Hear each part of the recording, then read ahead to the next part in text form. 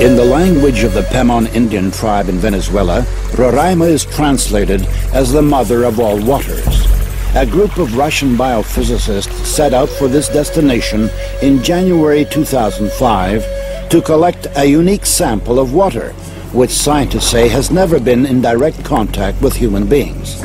Such water exists in only one place on Earth, in Venezuela.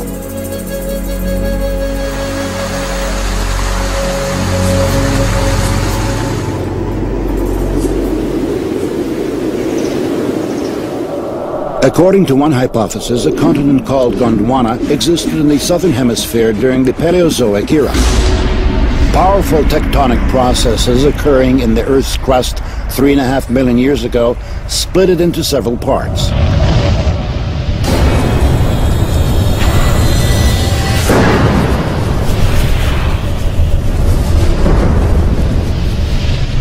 In this way, flat elevated plateaus were formed, which the Indians called tepuis, meaning pillars. Roraima is the largest of them. It's a really remote place, very hard to get to. 3 days of travel through the savanna, and then the jungles. Then you climb an 800-meter wall. It takes a certain amount of enthusiasm. Therefore, we can say that the water we have there is in a unique virgin state.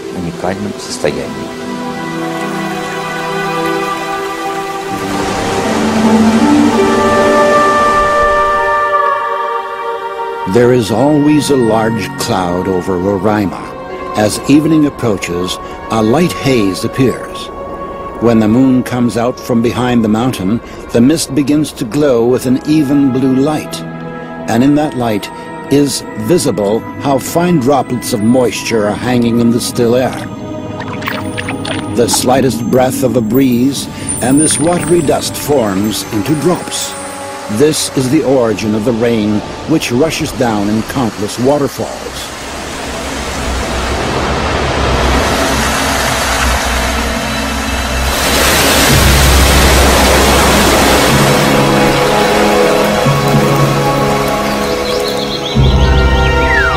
So today is January 30th, 2005. Water collection number 16. Then we shall pack it all up in foil. And in this form, this water will hold its energy for several days, with the air of these places. Then we'll arrive in St. Petersburg, and we'll calmly carry out at our laboratory analysis several thousand kilometers away, and only then will we be able to draw any conclusions. Professor Korotkov's laboratory has developed an instrument that can determine the energetics of water. It works on the basis of the Kirlian effect. Everything that enters a strong electromagnetic field begins to emit light. The greater energy the object possesses, the brighter it shines. The water from Venezuela was compared with ordinary drinking water. We can say that this water is not double, not triple, but 40,000 times more active. So these are really two fundamentally different substances. And water of this type, this water which immediately activates the body, it activates the whole system.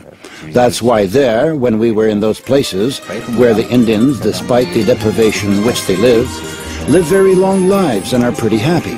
And they absolutely do not want civilization to come to them. Чтобы к ним приходила цивилизация.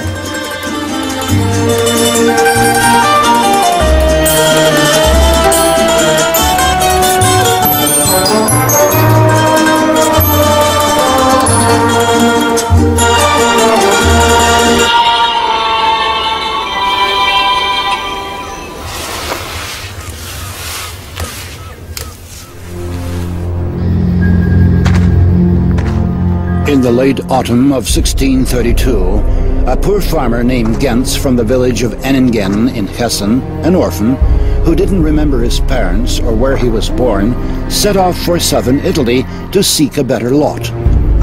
His route ran through the city of Waldshut am Rhein, in the eparchy of Constance. Suddenly Gentz was literally stabbed by the feeling that these places were very directly related to him. It was as if the shepherd's legs led him where he should go, which was into a grove. Entering it, Gentz looked around. Not far away, a spring was coming right out of the ground. The young man approached it, bent down, and drank the water.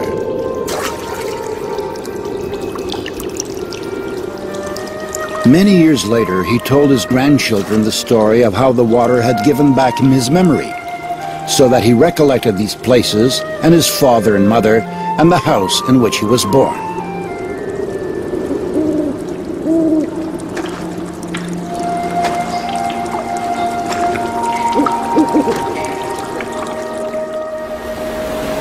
Modern science maintains that the water structure of each person's body is identical to the structure of the water in the place where he was born. Therefore, our internal connection to our place of birth is preserved throughout our life. And that means that the concept of homeland has not only a lofty poetical meaning, but also a quite specific physical content.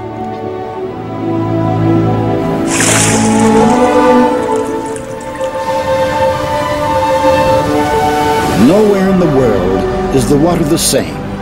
Breaking its way to the surface, through minerals and ores, water assimilates the vibrations of the soil and information about its specific biological and energetical features. We tested this absolutely marvelous water, which is sold in large bottles, and the producer puts a label on them which says it's the best water in the world. But it is empty and dead. True, it's pure and it's good, and some minerals have been added. But this is dead water, in which there is no energetics and there is no life. Most likely, people do not sense any particular difference between naturally pure and artificially purified water. But any animal will always choose water from a spring, because this water is loaded with natural energies.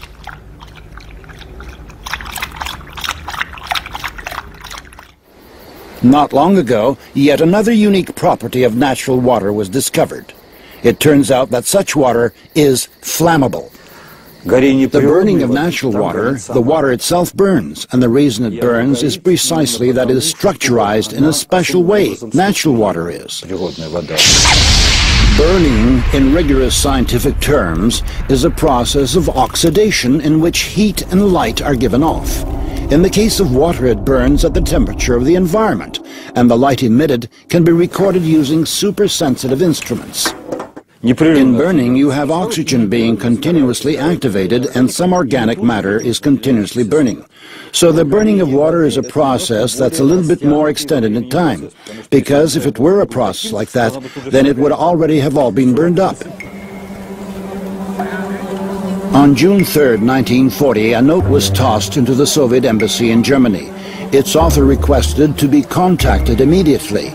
"If this does not happen, my work with Heydrich will go to waste," wrote an agent, Willy Lechman, codename Breitenbach. He hastened to report on secret testing facilities and work being done on making synthetic gasoline from brown coal using water. Back in 1913, Kaiser Wilhelm had ordered Franz Fischer, a leading chemist, to make sure Germany had liquid fuel supplies. Not having its own oil could put Germany in a weak position in the impending war. By 1941, German scientists had succeeded in obtaining fuel by hydrogenating coal.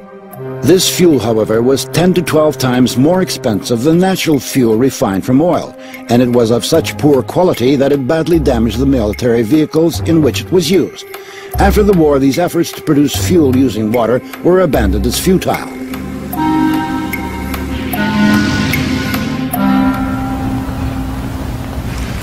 For the past 15 years, researcher Zhang Guohua has been working to create fuel of this type.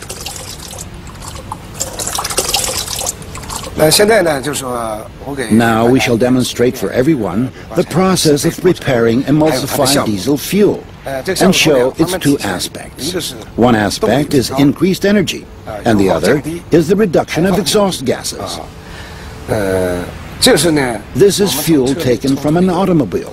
Pressurized water. If we take the proportions, it is 79% diesel 它们俩的 fuel, 成分，柴油是 20% water, 水 and 1% 20%。 emulsifying agent. What was added here is water. 这都是咱们刚才加进来的水。 John shows us that what is added to the fuel really is water. 现在要往里 Now 添 we 加 shall add the 1% emulsifying 1% agent. 的乳化剂 An。emulsified solution resembling milk forms immediately. 乳化液。 You pour the emulsified fuel into the car and use it for propulsion. Measured over the long term, there was a 5% increase in power, with over 20% fuel economy. Our government views this as very important.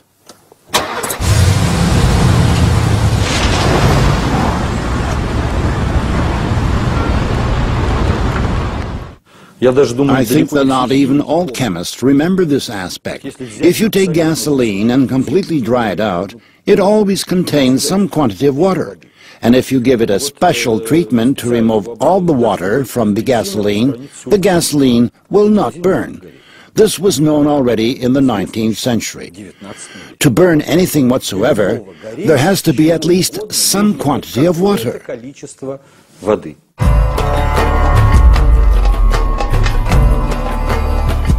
There is a legend among the Persian Sufis. Once upon a time, a wise man said that the day would come when all the water in the world, except for what had been specially collected, would disappear, and then different water would replace it. But anyone who drank the new water would lose his mind. Only one man took the prophecy seriously and began to store up water.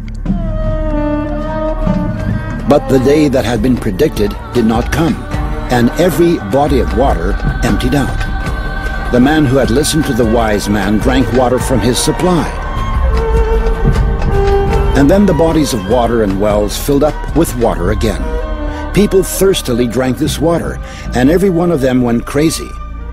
But the man who had listened to the wise man continued to drink water only from his own supply, and kept his sanity. And he was the only sane person left among the madmen, and therefore he was called crazy. And then he poured his reserves of real water, the old water, onto the ground. And he drank the new water and lost his mind. And the madman decided that he had become sane.